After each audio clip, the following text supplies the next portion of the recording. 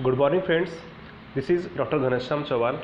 I welcome you in my YouTube channels and welcome again in the session of human anatomy and physiology.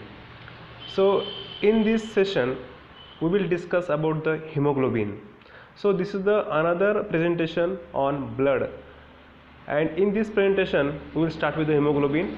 Hemoglobin is red colored oxygen carrying pigment in the RBC.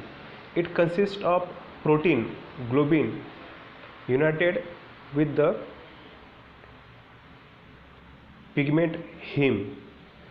Structure, if you will see structure, it consists of 4 globin molecules, means there is the pair of alpha and beta chains, peptide chains of proteins are available.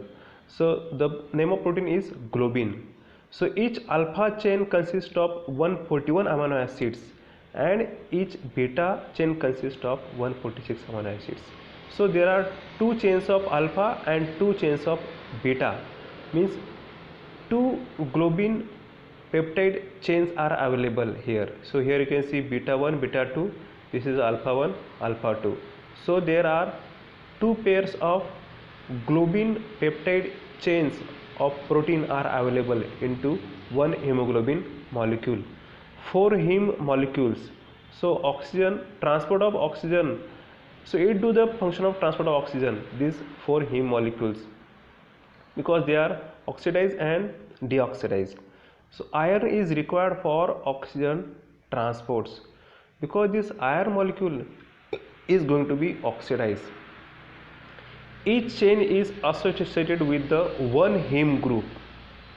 There are 4 heme to 1 molecule of hemoglobin, so it can carry 4 molecules of oxygen, means our one hemoglobin molecule is going to be carry 4 oxygen molecules, because it is having 4 heme, it is having 4 iron molecules. So each iron molecule will bind with one oxygen, so they will take oxygens and they liberate oxygens when they are exchanging it with carbon dioxide. So here you can see this is the structure in which the oxygen can be attached.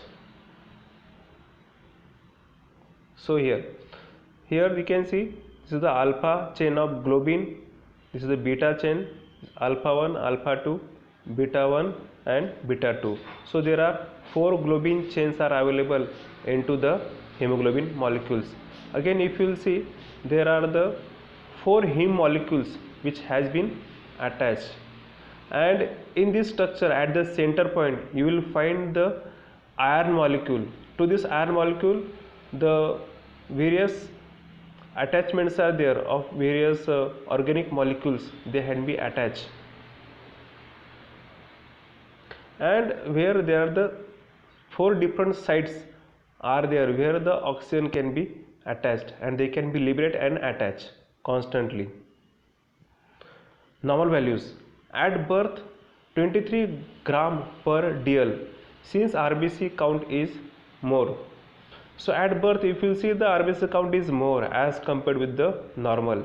At the end of 3 months it will become 10.5 gram per dl, since infant is milk fed with devoid of iron, means if the infant is taking the milk from the mother, so at that time his RBC or his hemoglobin can be declined.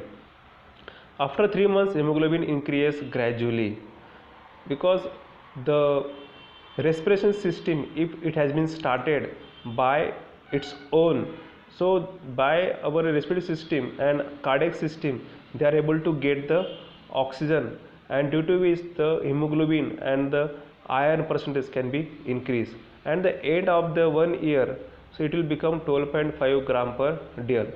And at the adult, if you will see it, the normal values are 14 to 18 grams per dl in case of males. Why it is high in case of males?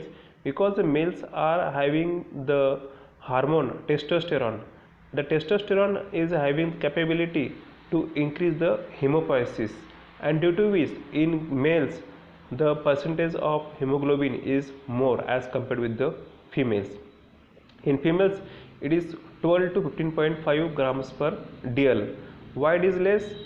there is lack of the testosterone, and another factor is they are having periods due to the menstrual cycle, due to that menstruation, so they have to release that blood in each end of menstrual cycle, and due to which the iron also will be lost from the body. Clinically, 12 to 18 grams per dl irrespective of sex is regarded as a 100% hemoglobin. Some definitions of hemoglobin. Oxyhemoglobin. When hemoglobin reacts with the oxygen to form oxyhemoglobin, means whenever the hemoglobin will react with the oxygen, it will become oxyhemoglobin, and this oxyhemoglobin is ready to release that oxygen to the respective cells where it requires the oxygens.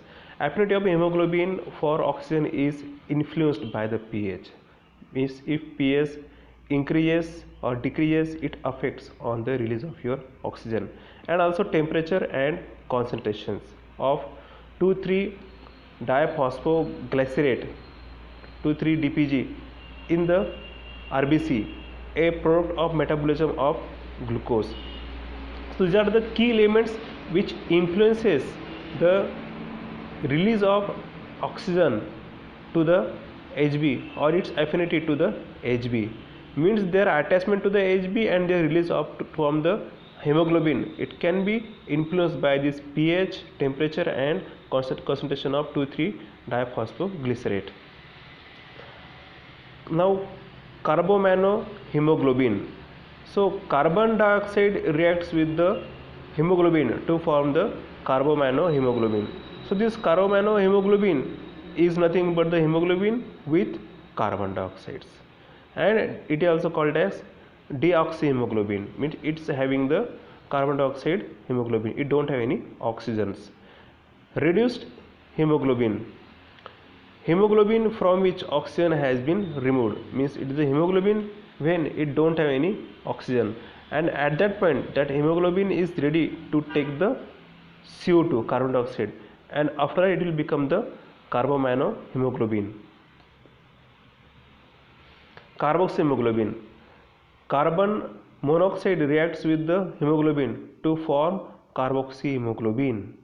What is carboxyhemoglobin? When our CO, means carbon monoxide, will bind with the hemoglobin, it is called as carboxyhemoglobin. Affinity of hemoglobin for carbon monoxide is 210 times more than the affinity for oxygens.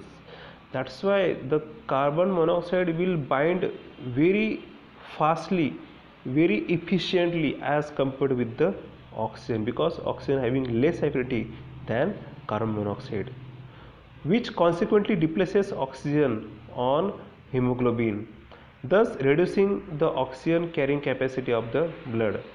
So suppose if the number of carbon monoxide is going to be increased in your body, so it will very fastly will reduce your oxygen carrying capacity, and person may have less percentage of oxygen in his body, means person may suffer from the hypoxia. What is hypoxia? When our oxygen level of our blood is going to be declined, that typical condition is called as hypoxia. So it may leads into the hypoxia. Methemoglobin.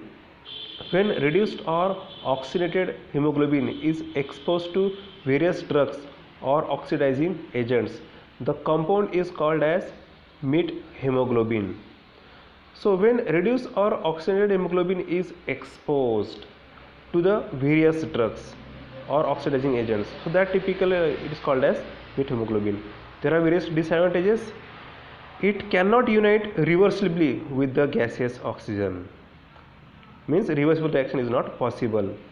Dark colored when present in large quantity in circulation, it mimics the cyanosis. When there will be dark color of your blood will be there, so it will show the condition like cyanosis. What is cyanosis? When we are having less quantity of oxygen or oxygenated hemoglobin in our body, that condition is called as cyanosis. Or we are having more CO2 in our blood, in our hemoglobin, so that condition is called as cyanosis. So it mimics the condition like cyanosis, means we are lack of oxygen. Functions: facilitate transport of oxygen from lungs to the tissues, Next is facilitate transports of CO2 from tissue to the lungs. In this case, both the transportations are very important. Either transportation of oxygen from lungs to the tissues, means all your body tissues for their functions they require oxygens, and once they use that oxygen, it can get converted into the CO2, and that CO2 can again get back or revert back toward the lung for exchange of gases. So these two processes are very important, and these processes are complementary with each other. They are depends on each other, they are directly proportional to each other. Acts as an extant acid base buffer. Being a protein, it is reversible for 70% of buffering capacity of whole blood. Now we will discuss regarding the synthesis of hemoglobin. Being to be produced during pro-erythroblast stage of RBC cycle. These erythroblast or pro-erythroblast are immature cells, and they are produced from the pluripotent cells, and these cells are responsible for production of RBC. So it begins to produce during pro-erythroblast stage of RBC cycle. The synthesis takes place in the mitochondria and ribosome. These are the two places where the synthesis will take place by a series of biochemical reactions. In the mitochondria, the synthesis of the heme portion, it is a heme portion, the portion which contains iron, which contains the globin, 4 molecules of globin, that typical portion is called as heme portions of hemoglobin takes place. So the synthesis of heme portion takes place in the mitochondria. Here heme synthesis begins with the condensation of glycine and succinyl CoA to form a delta amino leunylic acid. It is also called as ALA. So the synthesis begins with the condensation of glycine and succinyl coenzyme A, and which forms the delta amino leunylic acid. It is called ALA. This ALA then leaves the mitochondria and form porphyrobilinogen through a series of reaction forms coproporphyrinogen. This molecule then return to the mitochondria and produce photoporphyrin. So the porphyrin is the major coloring agents. It is the agents which form the chrome. Chrome is nothing but the color of our RBC. It is red colored. So it can be produced by this protoporphyrin. This protoporphyrin then combined with the iron to form the heme. So this protoporphyrin then lastly combined with the iron, it forms the heme, and it gives red color to our hemoglobin. Heme then exits the mitochondria and combines with the globin molecule, which is synthesized in the ribosomes, because ribosomes are responsible for production of protein molecule. So these globins, there are 4 chains of globin has been synthesized into your ribosomes, and they can combine with this heme molecule and they will form the hemoglobin. Heme plus globin, it is called hemoglobin. So globin from ribosome and heme from this protoporphyrin. Now by this reaction you can understand, in this figure in very good manner it has been shown. So transferrin, what is transferrin? Transferrin is nothing but the carrier protein for iron, for heme. So it can carry that protein from the liver toward the mitochondria, and this is the transferrin cycle. So when the carrier protein that transferring that heme, it liberates that heme at this point, and whatever the ferritin is there, again it is the store form of iron, again it will come here, and this free iron will go toward the mitochondria. So in mitochondria, this glycine plus B6 plus succinyl coenzyme A, which will develop the delta ALA, and this ferrous iron or Fe will produce the heme molecules. There are four Fe molecules are there, and they are responsible for production of protoporphyrin, and this protoporphyrin will bind with the heme and they are producing the red chrome or red colored. And after that, if you see, this ALA will able to produce the porphobilinogen, and this porphobilinogen will get converted into the uroporphyrinogen, and this uroporphyrinogen is going to develop into the coproporphyrinogen.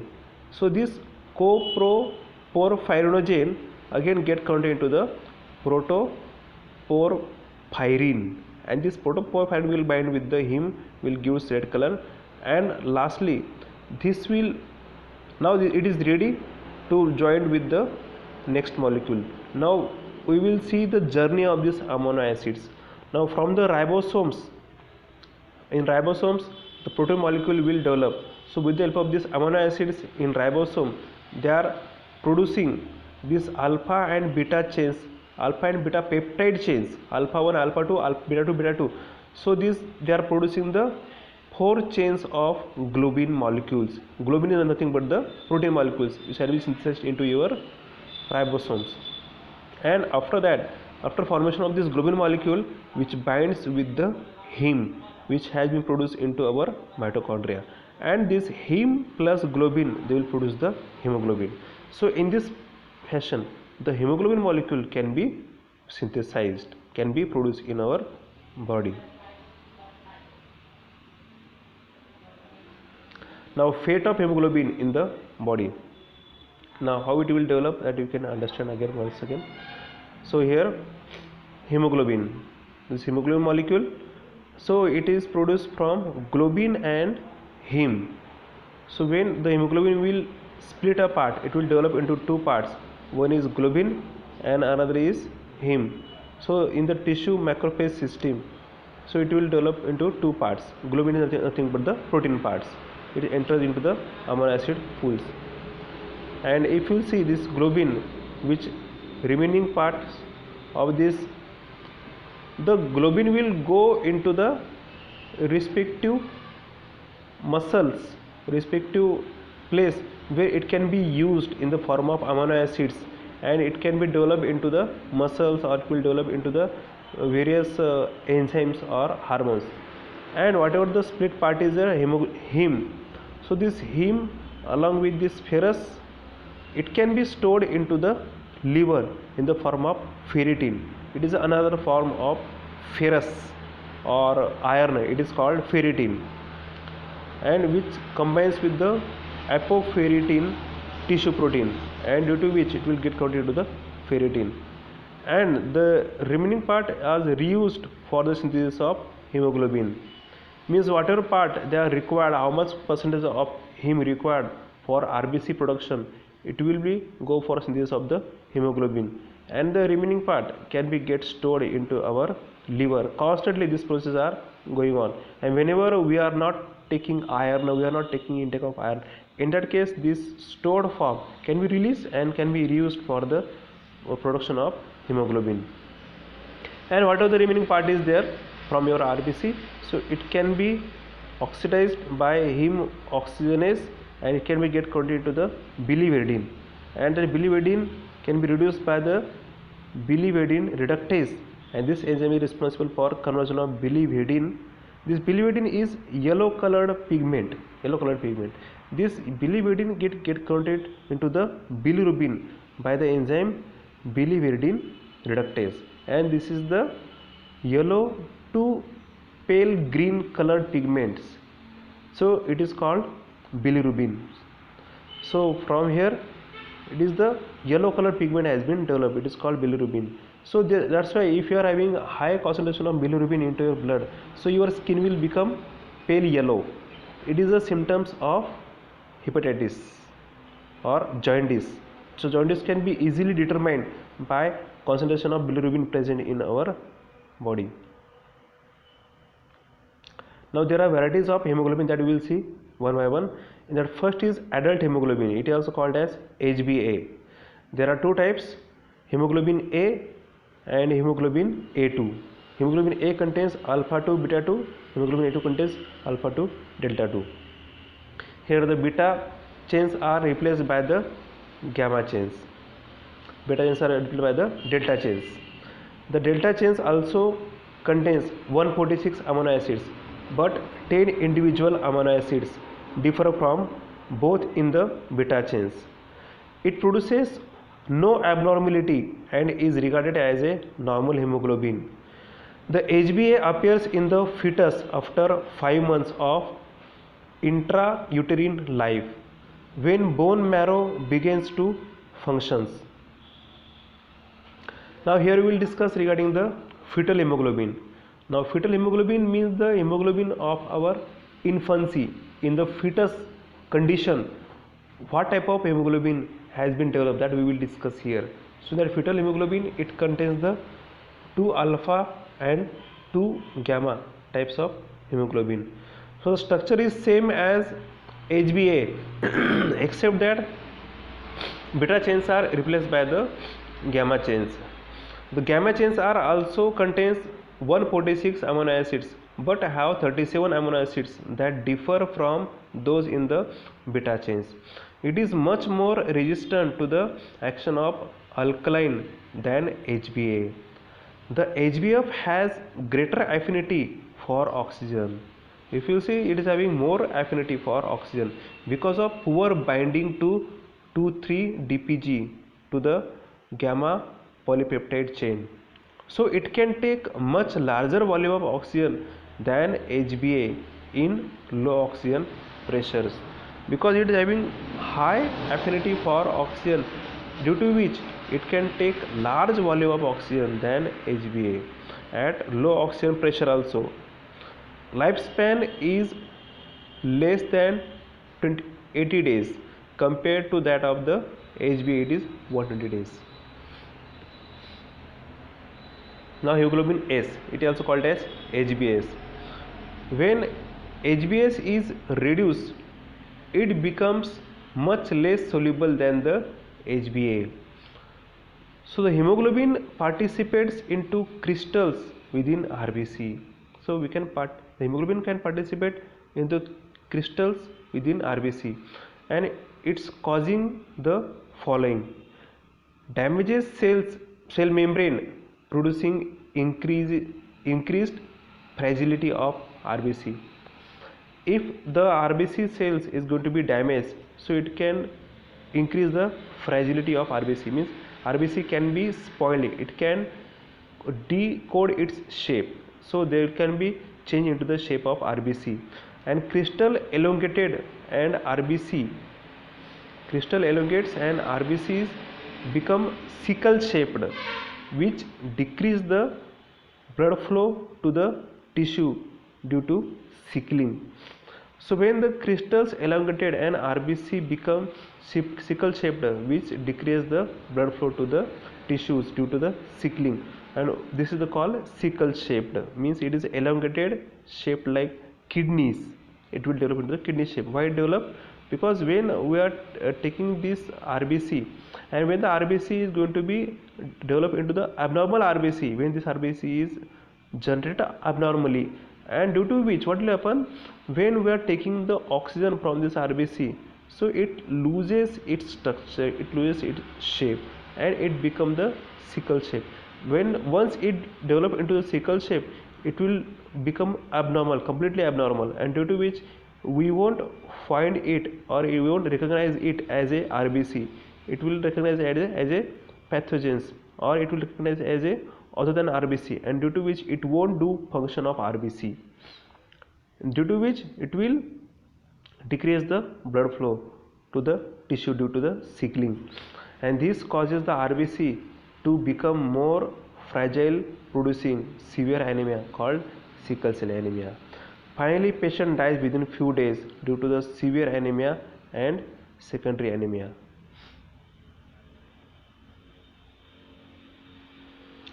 Erythrocytes, it is also called as red blood corpuscles.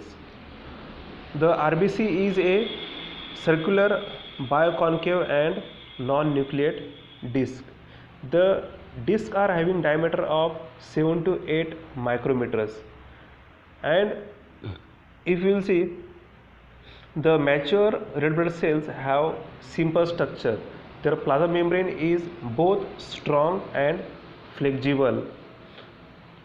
The RBC cell membrane contains circular pores. Between cells lies contractile layers of lipoproteins. The spectrin, which maintains the shape and flexibility of RBC membranes. So their plasma membrane is both strong and flexible, which allows them to deform without rupturing as they squeeze through the narrow capillaries. As you see, cells glycolipids in the plasma membrane of RBC are antigens that account for various blood groups such as ABO and RH groups. RBC lack nucleus and the other organelles and can neither reproduce nor carry on extensive metabolic activities. The spectrin also contains the specific blood group antigens. Now if you see its physiology of RBC, the red blood cells are highly specialized for their oxygen transport functions, because transportation of oxygen is the major function of our RBC. Mature RBC have no nucleus. All their internal space is available for oxygen transport. Because RBC lack mitochondria and generate ATP anaerobically, they do not use up any of the oxygen they transport. Even the shape of an RBC facilitates its function. A biconcave disc has a much greater surface area for the diffusion of gas molecules into and out of the RBC than would say sphere or a cube. Each RBC contains about 250 millions of hemoglobin molecules. A hemoglobin molecules, as we have discussed earlier, also consist of a protein called globin and composed of 4 polypeptide chains, 2 alpha and 2 beta. A ring like non-protein pigments called heme is bound to each of the 4 chains. At the center of each heme ring is the iron that can combine reversibly with 1 oxygen molecules, allowing each hemoglobin molecule to bind 4 oxygen molecules. Each oxygen molecule picked up from the lungs is bound to the iron. So in this fashion, at each transportation, at each communication with the lungs, we are exchanged with the 4 molecules of oxygen with CO2. We are giving 4 CO2 and taking more oxygens. As blood follows through tissue capillaries, the iron oxygen reaction reverses. Hemoglobin releases oxygen, which diffuses first into the interstitial fluid and then into the cells.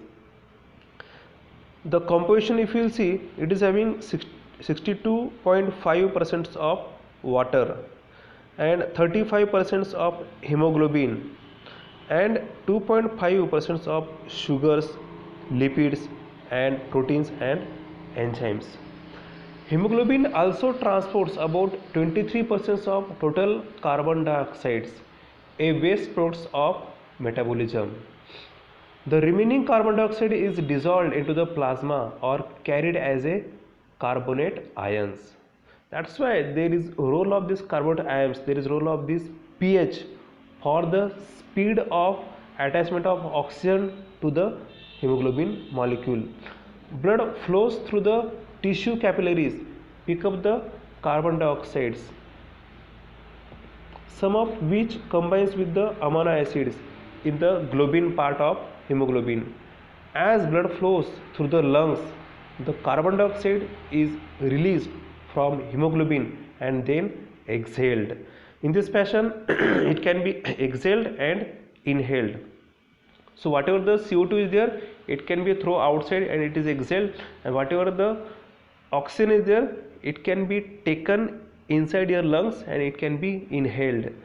In addition to its key role in transporting oxygen and carbon dioxide. Hemoglobin also plays a role in the regulation of blood flow and blood pressure. The gaseous hormone nitric oxide, NO, it is also called as nitric oxide.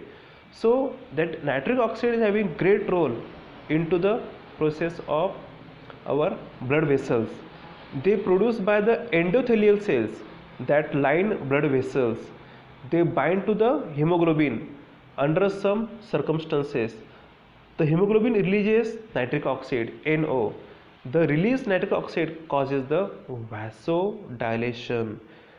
This NO is responsible for the vasodilatation of our blood vessels.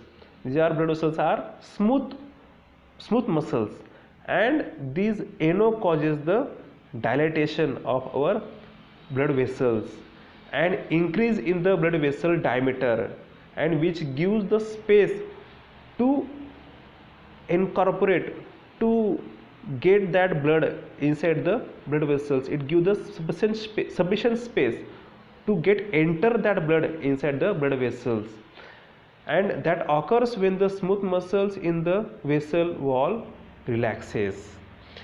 Vasodilatation improves blood flow and enhances oxygen delivery to the cells near the site of NO release, nitric oxide release.